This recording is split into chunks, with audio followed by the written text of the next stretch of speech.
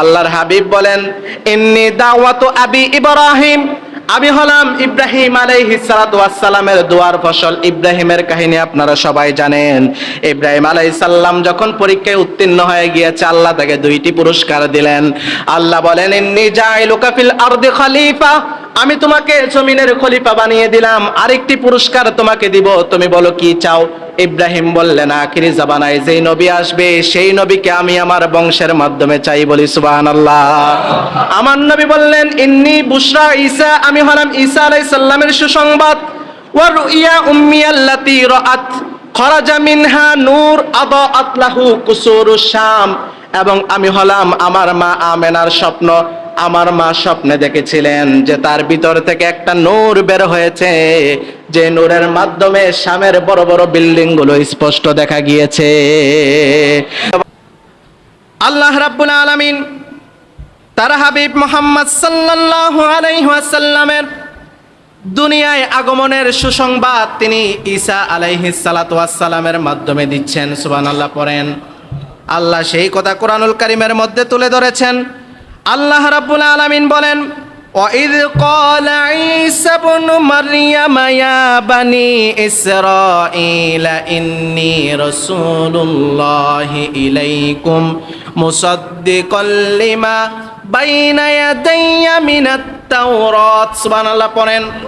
হযরত ঈসা ইবনে মারইয়াম বলেন, আমি আল্লাহর পক্ষ থেকে তোমাদের নিকট সত্য কিতাব তাওরাত নিয়ে হাজির হয়েছি, এবং তোমরা সবাই আমাকে রসুল হিসাবে মেনে নাও, আমার কিতাবকে আঁকড়ে ধারণ করো। সমস্ত উম্মত যখন প্রশ্ন করলো, ঈসা, আল্লাহর পক্ষ থেকে আর কি নিয়ামত আমাদের জন্য নিয়ে এসেছো? ঈসা আলাইহিস সালাম আমাদের নবী মুহাম্মদ সাল্লাল্লাহু আলাইহি ওয়াসাল্লামের ব্যাপারে শুভ সংবাদ জানিয়ে দিচ্ছে।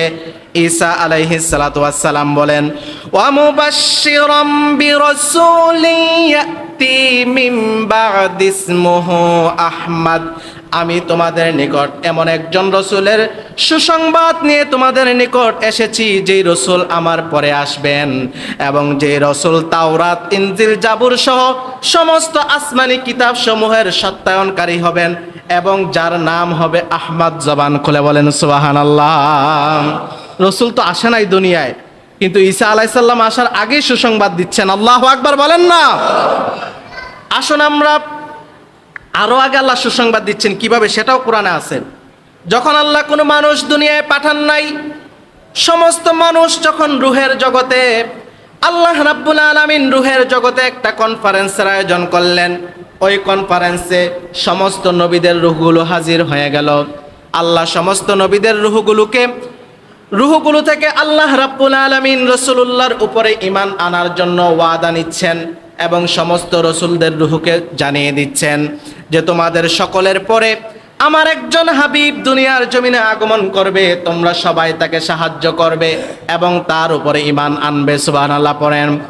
আল্লাহ সেই কথা কোরআনের মধ্যে জানিয়ে দিলেন। আল্লাহ বলেন, ওয়া ইয আখাযাল্লাহু মিসাকান নাবিয়্যিনা লামা আতাইতুকুম মিন কিতাবিন ওয়া হিকমাতিন সুম্মা জাআকুম রাসূলুম মুসাদ্দিকুল লিমা মাআকুম লাতুমিনুন্না বিহি ওয়া লাতানসুরুন্নাহ। আল্লাহ রাব্বুল আলামিন বলেন, স্মরণ করো ওই সময়ের কথা, যে সময় আমি তোমাদের থেকে অঙ্গীকার নিয়েছি তোমাদের পরে আমার একজন রসুল আসবে, যে রসুল সাল্লাল্লাহু আলাইহি ওয়াসাল্লাম তোমাদেরকে সত্যায়ন করবে, তোমাদের কিতাব সমূহের সত্যায়ন করবে। সুবহানাল্লাহ পড়েন। সমস্ত নবী এবং রাসূলদেরকে বললেন, লাতুমিনুন্না বিহি ওয়া লাতানসুরুন্নাহ, তোমরা তার উপরে ঈমান আনয়ন করো, এবং তোমরা তাকে, সে যখন দুনিয়ার জমিনে চলে যাবে তোমরা আমার সঙ্গে ওয়াদা দাও যে তাকে সাহায্য করবে। সুবহানাল্লাহ পড়েন। সমস্ত নবী রাসূলরা বললেন, রব্বুল আলামিন, আমরা সকলে আপনার সঙ্গে প্রতিশ্রুতিবদ্ধ হয়ে গেলাম, আপনার রাসূল যখন দুনিয়ায় আসবে আমরা তার উপরে ঈমান আনবো, তাকে সাহায্য করব। আল্লাহ বললেন, এই কথাই হবে না, তোমরা আমার সঙ্গে ওয়াদা করো। সুবহানাল্লাহ পড়েন না।